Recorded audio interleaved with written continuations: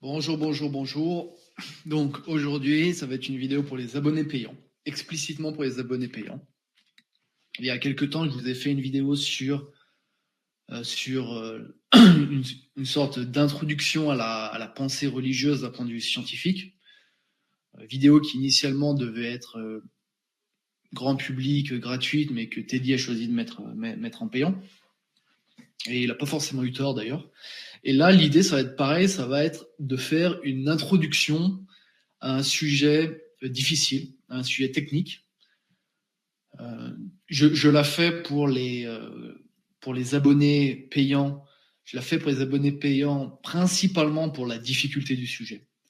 Principalement parce que ça demande beaucoup d'introduction, beaucoup de travail didactique pour introduire l'histoire de l'ésotérisme.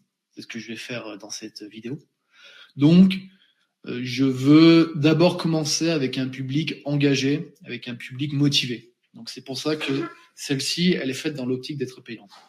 Donc, comme la dernière fois, je vais lire un échange Twitter. Et au fur et à mesure de l'échange, je vais vous donner des explications complémentaires pour clarifier le propos. Et l'ensemble vous donnera une vue générale de la pensée ésotérique et de sa pertinence pour comprendre l'actualité politique contemporaine. Donc, on va commencer. Alors, au début, bon, on va pas s'attarder. J'ai retweeté Edward Dutton avec un petit commentaire sarcastique en disant que j'avais fait le lien entre la modernité et l'ésotérisme de Pic de la Mirandole. Donc voilà. Et ensuite, il y a eu donc un abonné qui me suit sur Twitter qui a répondu. Et à partir de sa réponse, on a commencé à avoir un échange. Donc, c'est là-dessus qu'on va se baser. Donc, point de départ, la thèse que j'ai présentée dans le live, dans la vidéo sur le discours de Jean-Luc Mélenchon à la fête de l'humanité. J'ai répété cette thèse lorsque Mike Borowski est venu sur la chaîne. Selon moi, la modernité, l'idée moderne, est une sécularisation de l'idée ésotérique de Jean Pic de la Mirandole, qui était un ésotériste de la Renaissance, qui est connu qui est notamment connu pour avoir été censuré par le pape de l'époque, et qui est une figure de l'ésotérisme de la Renaissance. Sa grande idée qu'il évoque dans l'oration sur la dignité de l'homme, c'est que la nature humaine est une nature à part parmi les autres natures. Toutes les autres natures sont fixes, immuables. Les animaux vivent selon leurs instincts, les plantes vivent selon leur nature de plante, etc. Alors que la nature humaine, selon Jean Pic de la Mirandole, elle a cette capacité à être mobile, à pouvoir se créer elle-même et s'inventer elle-même. Et selon Jean Pic de la Mirandole, la nature humaine peut soit s'élever vers la divinité, soit s'abaisser dans l'animalité. Donc ma thèse, c'est que cette idée-là, que la nature humaine peut aller vers le divin, c'est la même idée qu'on retrouve dans la pensée moderne, qui est une rupture historique. Il y a la tradition avant, rupture historique, puis la modernité. Et la modernité, c'est précisément, une fois qu'il y a eu la rupture historique avec l'ancienne nature humaine, un progrès continu vers un perfectionnement de la nature humaine, vers une élévation de la nature humaine vers la divinité. Donc, ça, c'est mon hypothèse. C'est l'hypothèse que je mets en avant. Donc, Étienne pose la question, quelle différence avec le fait que les hommes aient un esprit comme dans le christianisme? Alors, ici, je lui réponds que je ne comprends pas la question, parce qu'effectivement, je trouve qu'elle n'est pas très claire, mais je précise néanmoins, Pic de Mirandole dit qu'on peut progresser vers la divinité. La théologie catholique ne dit jamais que l'homme peut devenir Dieu. C'est une grosse différence. Donc là, Étienne réagit en me citant l'exceptionnalité de la nature humaine par rapport aux autres natures était un peu vague selon lui. la nature humaine étant douée de volonté, par exemple, est exceptionnelle. Alors, cet argument est tout à fait entendable si on voulait l'exprimer de manière, on va dire, scientifique. La manière dont on décrirait scientifiquement la remarque d'Étienne, c'est de dire tous les animaux sont sociaux, plus ou moins. Il y en a qui sont grégaires, d'autres qui sont sociaux. L'exceptionnalité humaine, c'est que leur socialité est culturelle et qu'il y a de la transmission transgénérationnelle. L'apprentissage social se fait entre les générations et par un effet d'accumulation de connaissances de génération en génération. Donc ça, c'est une idée, c'est une étude de la religion d'un point de vue scientifique, d'un point de vue biologique. Donc de ce point de vue-là, je suis d'accord. L'expression telle que je l'ai formulée n'est pas forcément intuitive si on ne comprend pas l'idée derrière. Et donc il précise, votre deuxième point est plus précis, encore que le catholicisme dit que l'homme est capex Dei. Bon, capex Dei, je ne sais pas ce que ça veut dire. Par ses propres forces. Et donc là, on voit tout de suite que Étienne est quelqu'un qui a une compréhension religieuse, une vraie culture religieuse. Car effectivement, il a immédiatement cerné ce qui fait la particularité du discours ésotérique. Ce à quoi je lui réponds, il faut faire de la magie, de la kabbale, des trucs comme ça, pour s'élever vers la divinité. Donc, j'ai mis le lien, et si ça vous intéresse aussi à vous, spectateurs, Adrien Bouhours, qui est un ésotérologue français, donc Bouhours, c'est Bouhours, a fait une lecture commentée du discours sur la dignité de l'homme de Pic de la Mirandole. Donc la vidéo, elle est longue, ça fait plus de 2 heures. Et si cette question précise de Pic de la Mirandole et l'ésotérisme vous intéresse, je vous recommande d'aller écouter cette lecture commentée. Elle est vraiment excellente. Donc effectivement, Étienne a bien cerné l'enjeu.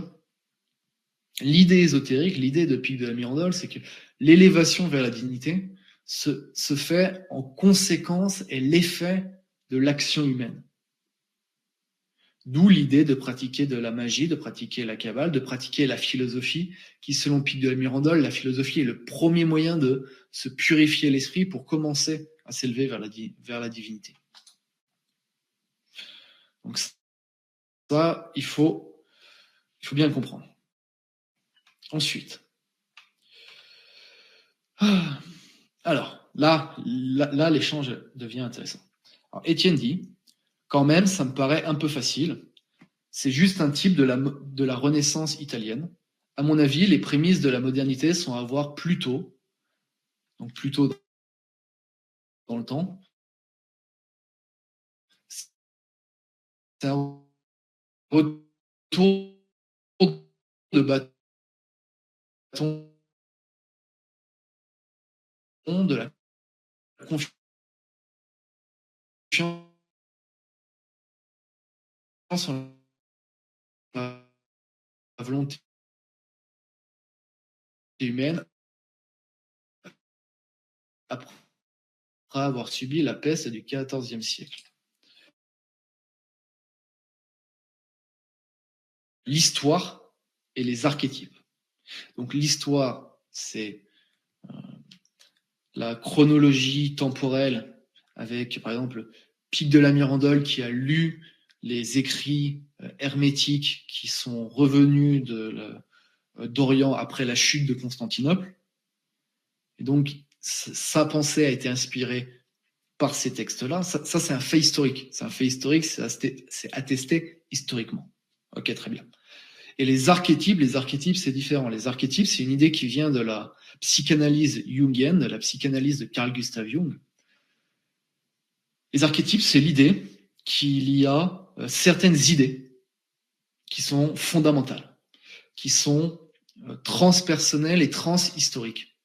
C'est-à-dire que quels que soient les lieux, quelles que soient les époques, indépendamment de tout lien historique, les gens vont avoir les mêmes idées.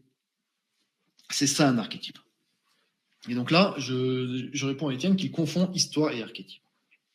La présence de la même idée à une époque antérieure n'établit pas une continuité historique. Arthur Versluis, ésotérologue américain, parle de continuité ahistorique pour décrire ce phénomène qu'on peut observer dans la théosophie. Bohm, Jacob Bohm, a réinventé la théosophie en Occident malgré la persistance du même genre d'idées avant lui. À la Renaissance, c'est Pic de la Mirandole et Marcille Ficin qui ont réintroduit l'ésotérisme en Occident. Au XIXe siècle, c'est Hegel qui a fait sortir l'ésotérisme de la clandestinité. Donc voilà, ça c'est la réponse que je lui fais.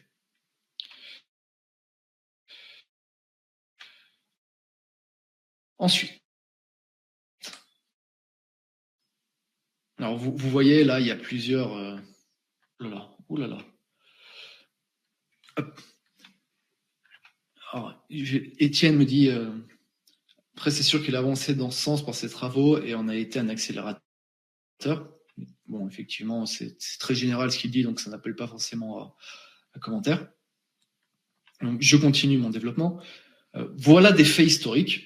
Et ces faits historiques, vous pouvez les retrouver par exemple dans l'introduction à l'ésotérisme de, comment il s'appelle, Nicolas Goodrick Clark, qui est un ésotérologue anglais. Anglais ou britannique? Enfin, anglais, on va dire britannique parce que je ne sais pas s'il est anglais ou s'il est gallois. J'ai un trou de mémoire. Enfin, bon, peu importe. Donc voilà des faits historiques. La présence de mêmes idées à d'autres époques n'implique pas nécessairement une continuité. En revanche, ça pose la question de la permanence des idées, du fait qu'elles existent à toutes les époques et en tout lieu. Donc là, j'ai développé ce que je vous ai dit juste avant, la différence entre histoire et archétype. Histoire et archétype. L'histoire implique une continuité temporelle. L'archétype peut s'en passer. Et pourquoi je me réfère à Arthur Versluis? Parce que dans son étude de la théosophie, ce que dit justement Arthur Versluis, c'est que la pensée hermétique, qui a été réinventée par Jacob Bohm, il n'y a pas de continuité historique entre l'hermétisme de l'Antiquité et Jacob Bohm. En revanche, l'idée est la même. L'idée est la même. Donc en fait, l'idée a été redécouverte plusieurs siècles après. L'hermétisme, c'est quoi? L'hermétisme, ça va être une manière de penser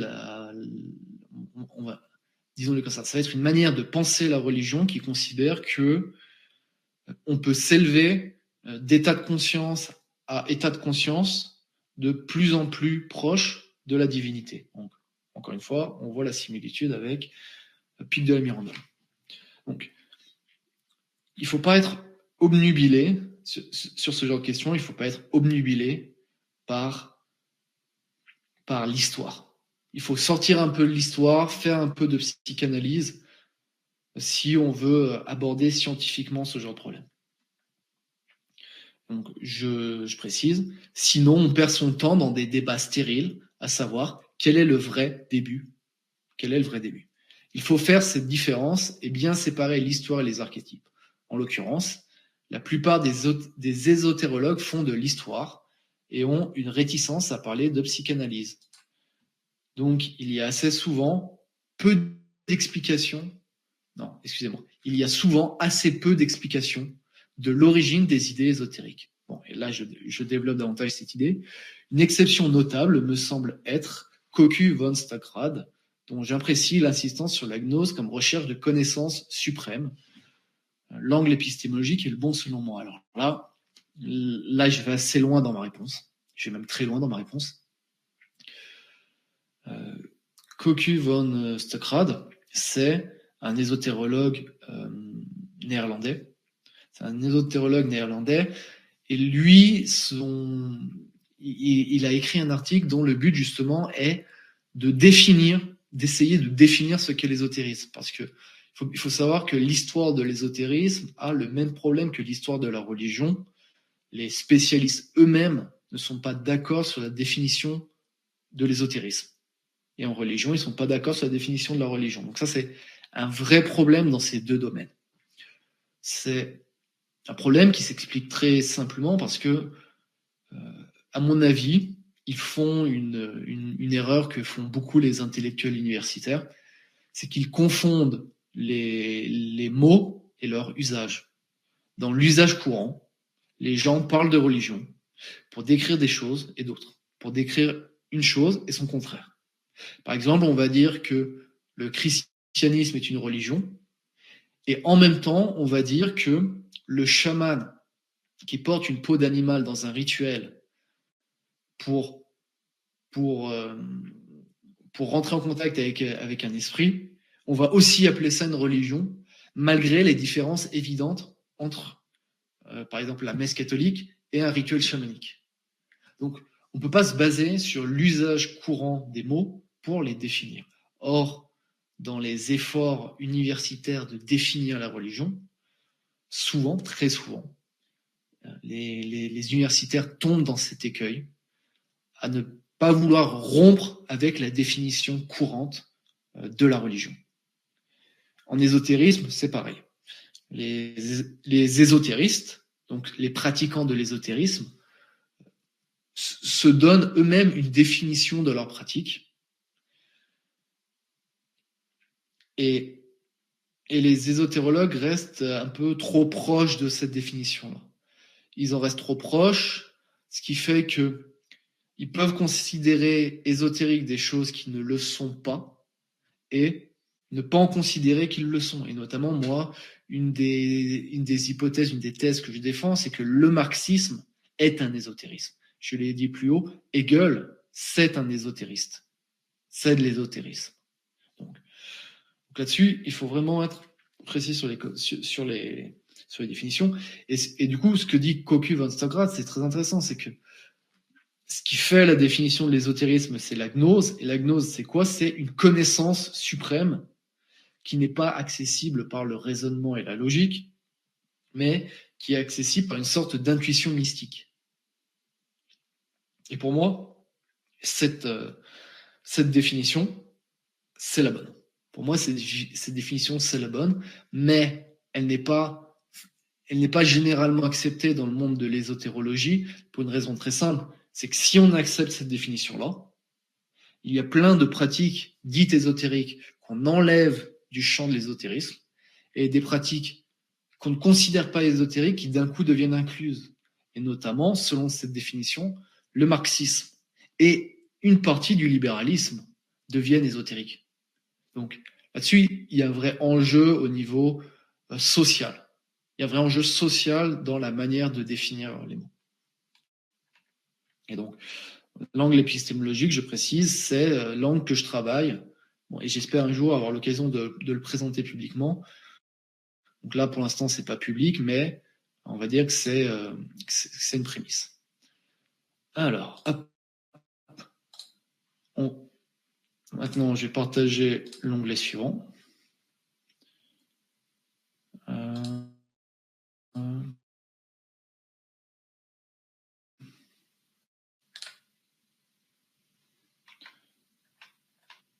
Alors, Étienne me répond, bien possible que je ne suis pas assez calé en méthode historique, et ce raisonnement était à la bonne franquette. Cela dit, tout le 15e et 16e siècle exalte le génie humain. C'est surtout ce que je voulais dire, quelle qu'en soit l'origine. Et là-dessus, effectivement, je suis plutôt d'accord. Parfois, alors même si là, moi, j'essaie de vous faire quelque chose, une présentation assez avancée. J'essaie quand même de faire une présentation assez avancée. Parfois, il faut aussi se détacher d'un surplus d'intellectualisme et rester sur des idées simples. La grande rupture dans la pensée moderne, donc lui, Étienne, dit 15e, 16e siècle, la grande rupture, c'est que avant, Dieu était au centre de la pensée. Après, l'homme devient au centre de la pensée. Par exemple, en philosophie, c'est le passage de la métaphysique à l'épistémologie. La métaphysique, c'est quoi? C'est les questions sur quelle est la réalité? Quelle est la réalité? Comment peut-on la connaître? C'est des questions générales de ce genre-là. L'épistémologie, ça va être non pas se centrer sur qu'est-ce que la réalité, mais sur qu'est-ce que la connaissance. Comment les êtres humains font pour connaître le monde. Comment ils font pour connaître le monde. Et ce qui s'est passé philosophiquement, c'est que en mettant l'accent sur l'épistémologie plutôt que sur la métaphysique, on en est arrivé à douter de la réalité elle-même. Et c'est l'épistémologie postmoderne, donc l'épistémologie du XXe siècle, qui dit carrément que la réalité n'existe pas. La réalité est une construction sociale. Ce qu'on considère comme vrai à une époque, c'est uniquement ce qu'on considère la vérité, c'est uniquement ce qu'on considère comme vrai à une époque. Et alors que avant, dans la conception métaphysique, ce qui est vrai, c'est ce qui correspond à la réalité. Par exemple, si je dis le chien a mangé la gamelle des chats, mon affirmation est vraie si effectivement le chien a mangé la gamelle des chats et je peux montrer une vidéo qui prouve que le chien a mangé la gamelle des chats. L'idée postmoderne, ce serait de dire que le chien a mangé la gamelle des chats n'est vrai que dans la mesure où je fais admettre aux autres que c'est vrai. Et donc, par exemple, si je fais une fausse vidéo et qu'à partir de cette fausse vidéo, je convainc les gens que c'est vrai, eh bien, c'est la vérité. C'est la vérité par définition et on n'en discute plus. Donc là-dessus, il y a une vraie rupture philosophique. Il y a une vraie rupture philosophique que Étienne a très bien perçue. On va prendre l'onglet suivant.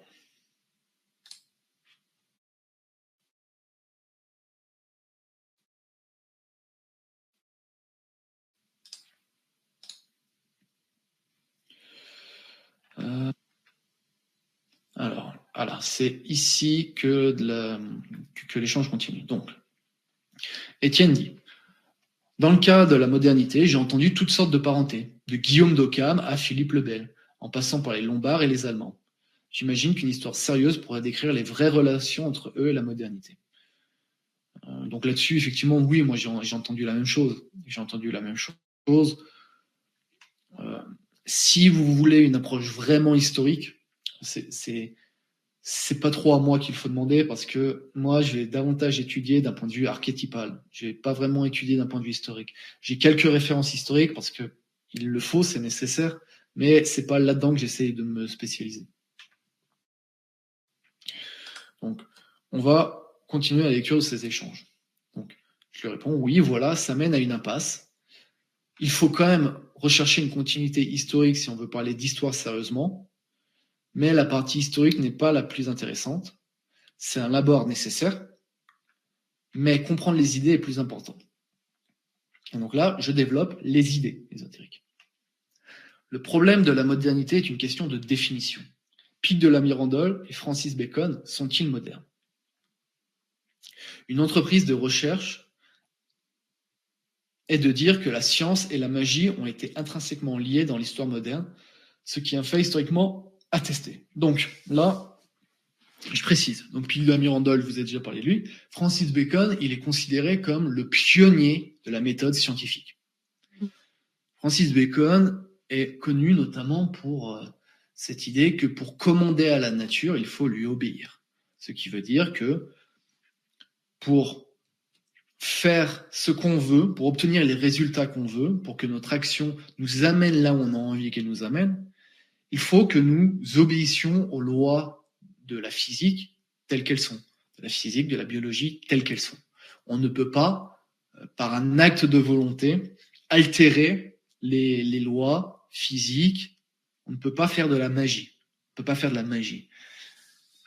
Là où Pic de la Mirandole, lui, il est totalement dans une pensée magique.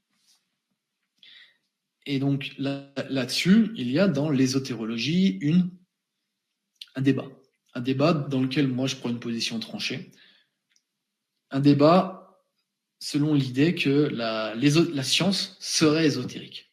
Pourquoi? Parce que historiquement, on constate qu'il y a énormément d'accointances entre les entre les ésotéristes et les scientifiques. Par exemple, Newton, un exemple qu'on veut prendre, Newton a écrit sur l'alchimie. L'alchimie, c'est comment transformer le plomb en or. C'est une méthode pour créer la pierre philosophale, qui est une pierre qui donne la vie éternelle. Voilà. C'est ça l'alchimie. L'alchimie, c'est de la magie. Et Newton a écrit là-dessus. Mais il est loin d'être le seul. Par exemple, Kepler, qui était un astronome, a aussi fait de l'ésotérisme. Et ça, historiquement, historiquement, le travail a été fait. Alors, c'est un travail qui n'est pas connu, il faut aller chercher dans des références universitaires, mais ça a été fait. Donc, ici, je donne la référence, le mythe du désenchantement, donc The Myth of Disenchantment, par Jason Josephson Storm, qui est pour moi un modèle en la matière. Bon, c'est un très gros bouquin avec énormément de références. Mais moi, je pense que l'idée est fausse. La pensée ésotérique est fondamentalement différente de l'ésotérisme. Donc là, je vais vous développer pourquoi. Un universitaire du nom de Brian Vickers a écrit là-dessus, et je le rejoins totalement. Dans la science, le mot se réfère à une chose, et une proposition est vraie si elle correspond à la réalité des choses. C'est ce que je vous ai dit tout à l'heure avec l'exemple du chien et de la gamelle des chats. Le mot chien se réfère à un animal qui est le chien, et la proposition le chien a mangé la gamelle des chats est vraie si elle correspond à la réalité de l'action du chien sur la gamelle des chats. Il y a une idée de correspondance entre ce qu'on appelle en linguistique le signifiant, donc le signifiant c'est le mot, et la référence.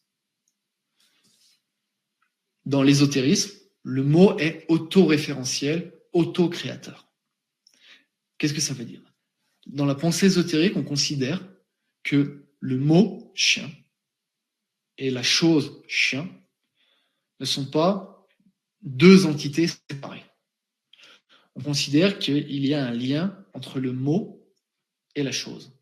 Et donc, le mot chien, utiliser le mot chien, c'est pas seulement décrire la réalité telle qu'elle est, c'est aussi modifier et agir sur la réalité. C'est aussi modifier et agir sur la réalité. Et c'est là-dedans que réside la pensée magique. C'est là-dedans que réside la pensée ésotérique. Et la thèse de Brian Vickers, c'est de dire que juste, il est faux de dire que la science est égale à l'ésotérisme, puisque si on Francis Bacon fait cette séparation nette entre le mot et la chose, alors que l'ésotérisme ne fait pas cette séparation nette. Évidemment, les deux cas de figure que je vous présente sont théoriques, donc dans la réalité de la pratique scientifique, c'est beaucoup plus ambigu.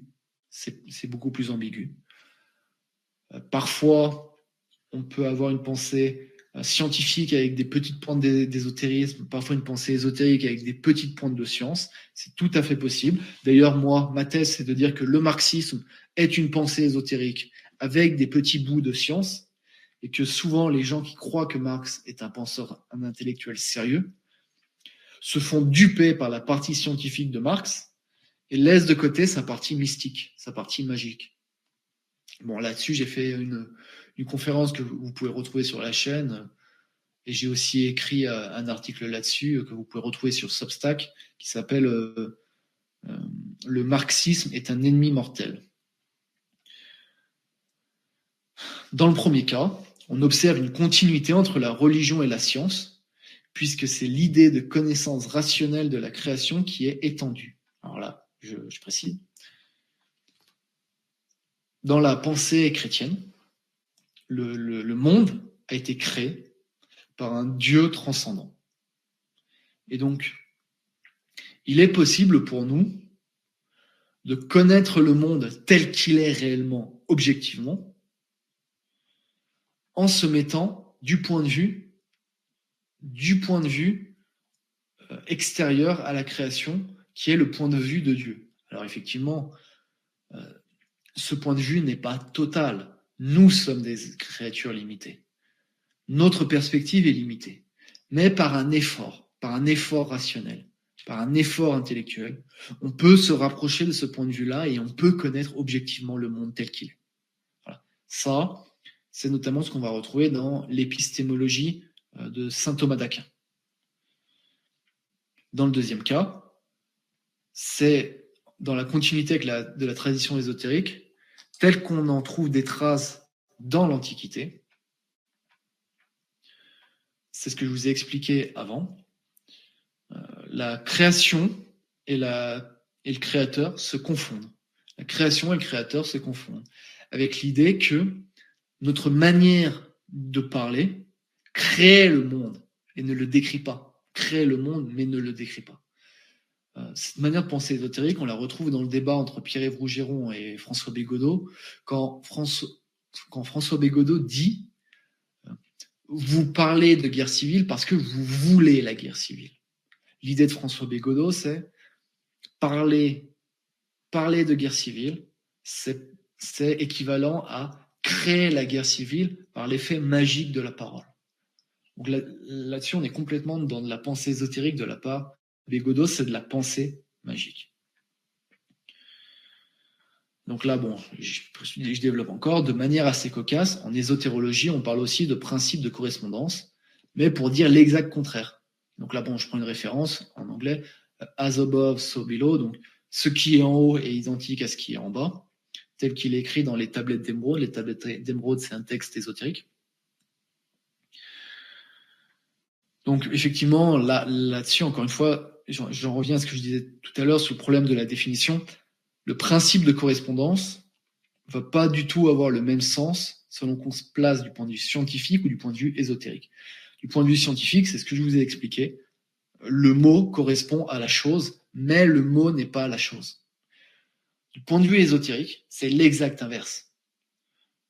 Le mot correspond à la chose, et donc le mot influence la chose. Et la correspondance ne se limite pas au niveau du langage, mais elle se retrouve à tous les niveaux de l'univers. Et c'est par exemple l'idée qui va être que la configuration des étoiles au moment de notre naissance, donc ce qui se passe en haut, a une influence sur notre vie en bas, puisqu'il y a une correspondance entre la configuration des étoiles dans le ciel et la naissance de l'individu. Donc ça va vraiment être ça la manière de penser ésotérique. L'ésotérologue français Antoine Fèvre parlait d'ailleurs de forme de pensée. Lui, pour décrire l'ésotérisme, il disait que c'était une forme de pensée. Je pense qu'il a tout à fait raison. Ce qui est fondamental dans l'ésotérisme, c'est la manière de penser le monde. Et cette manière de penser le monde, ce que j'essaie de vous introduire, c'est qu'elle est antagoniste. Elle est antagoniste à la science. Clairement antagoniste à la science.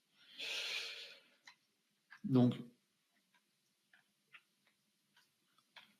tout ça est très technique et spécialisé, mais je pense que c'est la bonne manière de poser le problème en partant du constat que la différence entre religion et ésotérisme est extrêmement fine, d'où un amalgame historique entre les deux, tandis que la différence théorique est claire et tranchée. Alors là, il va falloir ouvrir un nouveau lien. Donc, selon ma définition du problème, le wokisme n'est pas une religion. C'est une forme de culte, mais ce n'est pas religieux. C'est ésotérique. Donc, encore une fois, question de définition. Tant que ce genre de thème, tant qu'il n'y aura pas de consensus sur la définition des mots, les études sur la religion et l'ésotérisme seront coincées. Donc, bon. Moi, je choisis une définition, je tranche, je dis, voilà ma définition, voilà pourquoi je choisis cette définition, ce qui veut dire que je fais un choix. Et tant qu'il n'y aura pas de consensus sur ce choix-là, je pense malheureusement que ce sont des disciplines qui resteront, qui seront ralenties dans leur progrès. Donc voilà en gros les enjeux du problème. Je détaillerai sans doute en vidéo un jour. Il faut juste que je trouve une manière didactique d'en parler. Donc c'est ce que je vous disais tout à l'heure. C'est très difficile à aborder publiquement. Donc là, je vous fais, vous, une vidéo pour les abonnés payants. Je vous fais une vidéo privée où vraiment on essaye d'aller loin. On essaye d'aller loin et de donner des bases, d'introduire des bases. Hop, allez, on prend l'onglet suivant. Alors, Étienne dit, finalement, la religion chrétienne n'avait pas d'autre choix, refusant la gnose, que de mettre en place la science, en faisant un lien gnose-ésotérisme qui n'est peut-être pas juste. Alors justement, c'est ce que je vous disais plus tôt, Étienne a raison, le lien gnose-ésotérisme est juste, selon moi. Effectivement, je pense qu'il a raison. La religion n'avait pas d'autre choix que de mettre en place la science à partir du moment où elle refuse la gnose. Parce que si on accepte la gnose, alors la connaissance suprême ne se fait pas par un raisonnement logique, ni par la vérification empirique. Vérification empirique, ça veut dire quoi? Ça veut dire que j'ai une théorie, je fais une prédiction et je vérifie si la prédiction a eu lieu. Exemple, j'ai une théorie du mouvement des planètes, je prédis que tel jour à telle heure il y aura une éclipse. Si tel jour à telle heure il y a une éclipse, alors ma théorie est juste. Voilà, c'est ça l'empirisme. Et effectivement, si on a une vision chrétienne du monde qui considère que la réalité existe et la réalité s'explique par des lois générales et universelles, alors effectivement, la science devient non seulement nécessaire, mais la science devient possible. Alors que dans la gnose, la science n'est pas possible. Dans la gnose, la science n'est pas possible pour une raison toute simple, c'est que on pourrait théoriquement imaginer que un rituel magique pourrait altérer le mouvement des planètes. Et ça, ce genre de croyance, c'est extrêmement archaïque. Par exemple, les danses de la pluie. Les danses de la pluie, exemple banal d'anthropologie. C'est l'idée que, en pratiquant un rituel sur Terre, donc une tribu pratique un rituel, elle a la croyance que ce rituel-là va modifier le climat. Cette croyance ésotérique, cette croyance magique, on la retrouve dans l'écologisme d'aujourd'hui, en croyant que si on interdit les voitures dans les centres-villes, on va empêcher les inondations. C'est la même genre de pensée magique. Donc là-dessus, Étienne a vraiment cerné le problème. La rupture, elle est totale, elle est radicale, elle est majeure. Donc je lui réponds, je pense que oui, la science s'inscrit dans la continuité de la religion. Sans l'idée d'un monde créé par un être transcendant, ça n'a aucun sens d'étudier la nature objectivement. L'objectivité n'est pas possible sans cet axiome. D'ailleurs, là-dessus, les woke ne s'y sont pas trompés, car c'est exactement la critique qu'ils font. Pour étudier la nature objectivement, il faut quelque chose comme un point de vue extérieur à la création. Or, selon les woke, ce point de vue n'existe pas, donc l'objectivité est impossible. D'où, dans le wokisme, une multiplication des modes de connaissance, qui sont autant de croyances subjectives. Ils appellent ça l'épistémologie du point de vue, en anglais standpoint epistemology. Connaître le monde objectivement, c'est un peu comme essayer de savoir comment Dieu voit le monde après l'avoir créé. C'est tenter d'adopter son point de vue. Cette référence extérieure disparaît dans l'ésotérisme. Quant au lien gnose-ésotérisme, je le pense correct, mais il faut admettre que c'est un parti pris théorique de ma part. Tout le monde ne serait pas d'accord et le débat est loin d'être tranché.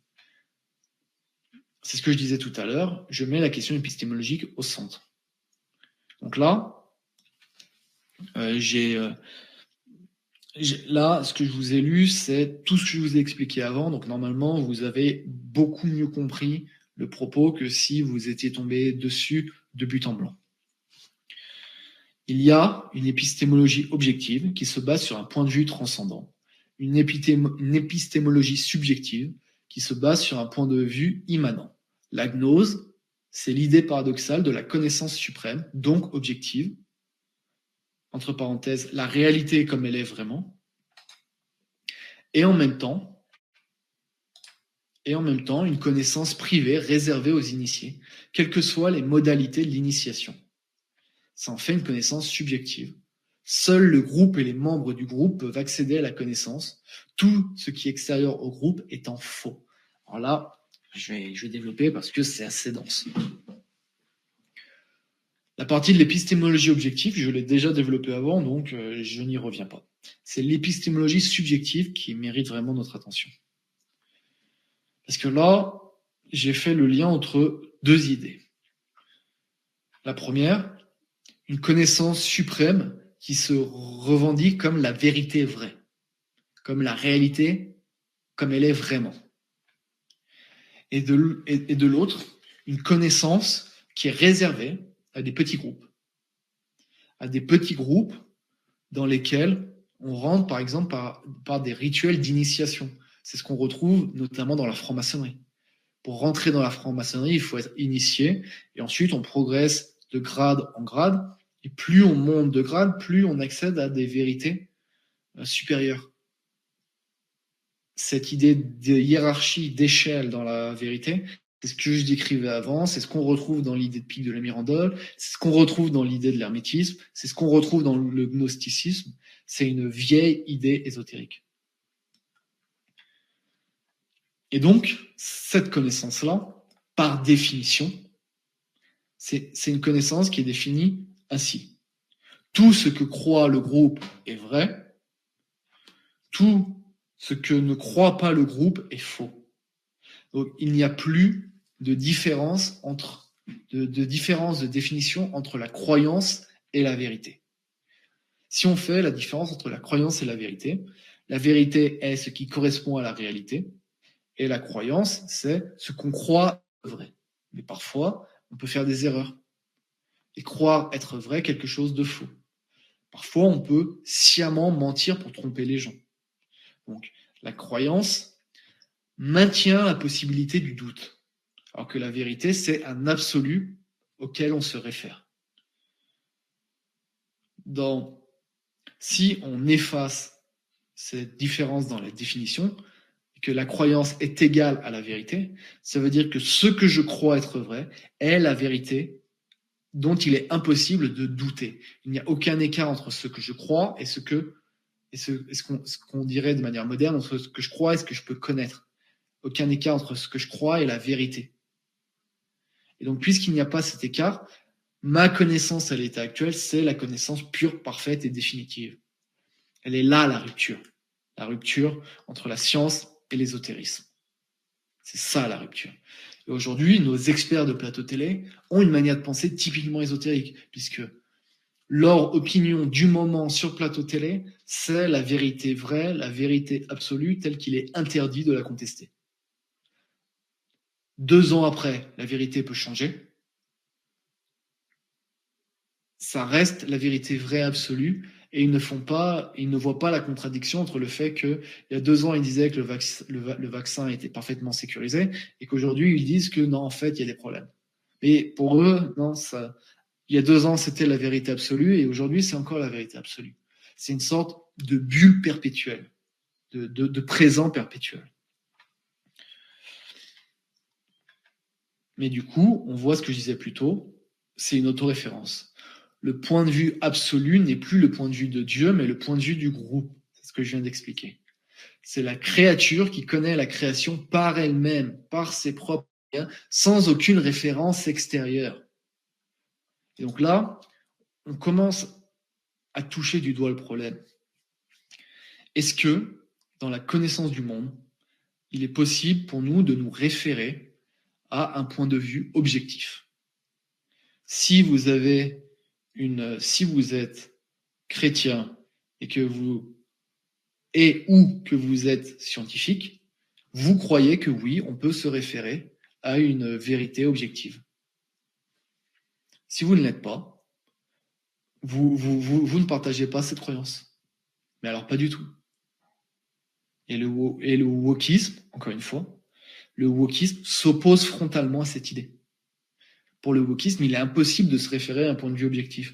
Tout discours qui se revendique comme vrai, en réalité, c'est une sorte de mensonge utile que les gens présentent comme la vérité pour mieux dominer les autres.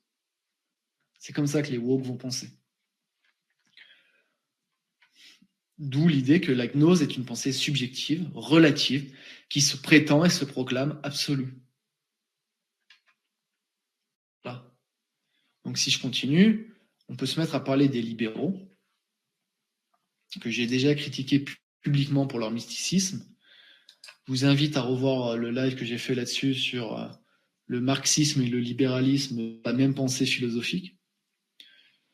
Le libéral est celui qui considère que sa culture particulière est universelle, qu'un aborigène ou un bédouin peut devenir tout aussi rationnel que lui.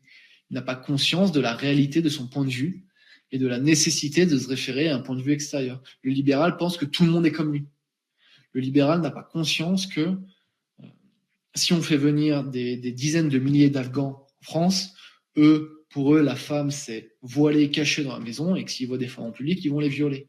Le libéral n'a pas conscience de ça, parce qu'il pense que l'Afghan peut devenir rationnel comme vous et moi. Contrairement à ce que prétendent les libéraux, ils ne font pas la différence entre eux-mêmes et les dieux. Ils se prennent pour des dieux. Ils se pensent capables d'adopter un point de vue transcendant sur la nature, d'où leur revendication à l'universalité. C'est ce que je disais avant.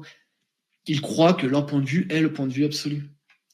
Ils ne comprennent pas que l'universalité est toujours instanciée, donc elle est toujours particularisée dans des cultures particulières. Et donc il y a un écart entre celle-ci, entre ces cultures particulières et l'universel. Cet écart est ce qui permet le progrès de la connaissance. Écart entre nos croyances et la vérité. C'est ce que je vous expliquais avant. Les libéraux ont une certitude absolue, car ils croient que leur croyance constitue la vérité. Formellement, ils vont déclarer que leur épistémologie se base sur le doute, sur la contradiction, mais essayer d'aller voir un libéral et de remettre en doute son universalisme, et il va se braquer comme n'importe quel bigot.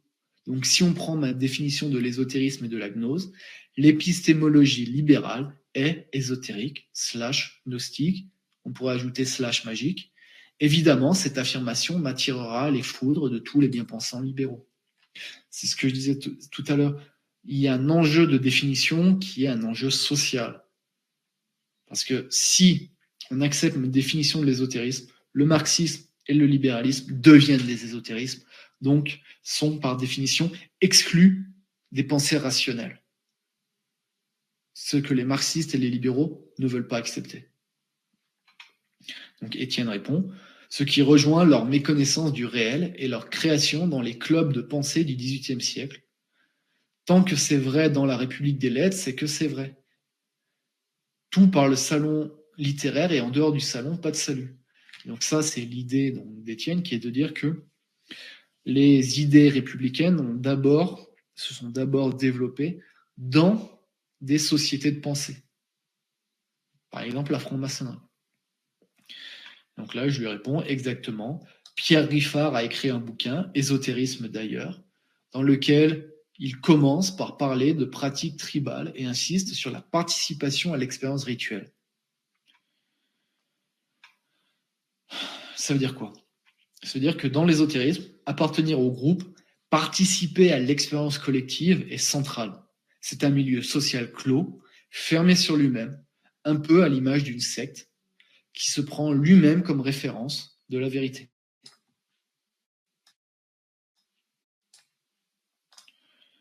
À mon avis, ce n'est pas un hasard que l'effondrement épistémologique de notre époque, donc l'incapacité que nous avons à faire de la science, aille de pair avec une régression primitive à un état pré-civilisationnel. D'ailleurs, autre moment clé dans la formation de l'opinion, alors bon, ça je vais pas lire, mais Lucien Lévy-Bruhl a écrit sur la question de la pensée primitive. Je vous recommande de vous y intéresser si la question pour vous est importante et intéressante. Ce que remarque Lévy-Bruhl justement, c'est que les tribus primitives sur lesquelles il base son étude sont incapables de penser de manière logique. C'est ce que je développe. Ce qui caractérise la pensée primitive, c'est son absence de principe d'identité. Une chose peut être elle-même et son contraire, comme dans le marxisme. Ce qui crée un état de confusion permanente entre les mots et les choses, les représentations et les faits. À mon avis, ésotérisme, mentalité primitive, animisme, sectarisme sont une seule et même chose. C'est le même phénomène qu'on redécouvre encore et encore, en étant incapable de l'expliquer, car on ne le met pas en parallèle avec son contraire, la religion. Bon, voilà. Ça, c'est des affirmations théoriques. En gros, c'est je me base sur une manière de définir le problème. Mais encore une fois, il n'y a pas de consensus. Et pour moi, c'est justement le problème. Il n'y a pas de consensus. Alors, ensuite, il y a une autre fil de discussion. Donc, Étienne dit, comme dans les sociétés de pensée, celui qui est le plus actif et le plus au centre, donc au centre de la société de pensée, est celui qui a le plus de raison. Cochin, Augustin de son prénom, je crois, le décrit dans son Les sociétés de pensée et la révolution, avec un point de vue historique et pré-sociologique. Hop. Ensuite, il n'y a rien d'intéressant. Hop. Mince, j'ai fermé un onglet en trop. Alors...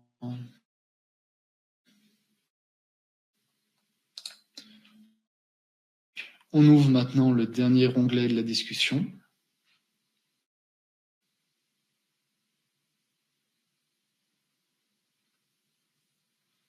Pourquoi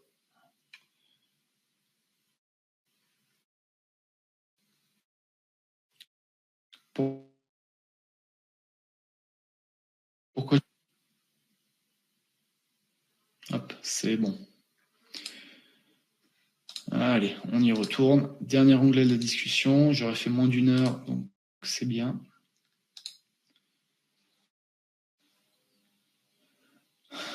Donc, hop, c'est... Ah non, c'est juste Étienne qui me remercie pour ses précisions, qu'il trouve intéressantes. Hop.